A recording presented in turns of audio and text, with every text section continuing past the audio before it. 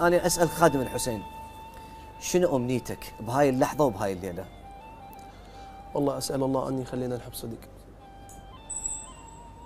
لأن الحب صعب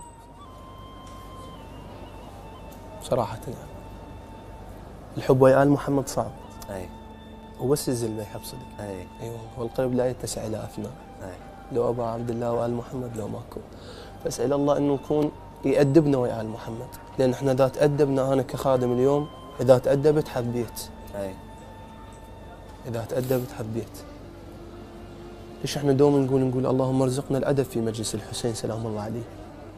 وأنا أقول من يم سيد الشهداء اللهم ارزقنا الأدب مع الحسين ومع خدمة الحسين سلام الله عليه. اي والله، لأن قلت لك احنا نحتاج مرات الأدب مو بالكلام ولا مرات اكو أدب روحي.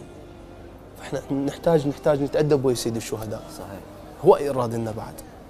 احنا نهذب نفسنا لازم. اي والله، يعني نحتاج انا اليوم كخادم من تسالني شنو امنيتك، اقول لك امنيتي اكون اتادب ويا سيد الشهداء، شاهد الله على كلامي يعني. الله يوفقك ان شاء الله. مو مبالغه، لان الادب ويا ال محمد صعب، حيل صعب. نعم. اي انه تخدم سيد الشهداء، ملائكه السماء تتزاحم على خدمه سيد الشهداء، ويجي مسلم وغير مسلم يخدم سيد الشهداء، هاي كبيره.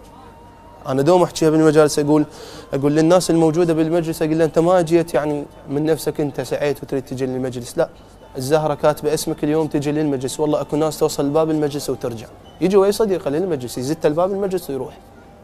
بس هذا الزهره وصاحب الزمان يريد يحضر مجلس الحسين سلام الله عليه، وذاك ما مقسوم. فنحتاج انه نسعى، نحتاج انه نحب الحسين بصدق. هنيالي ان شاء الله موفق ان شاء الله بحق الحسين.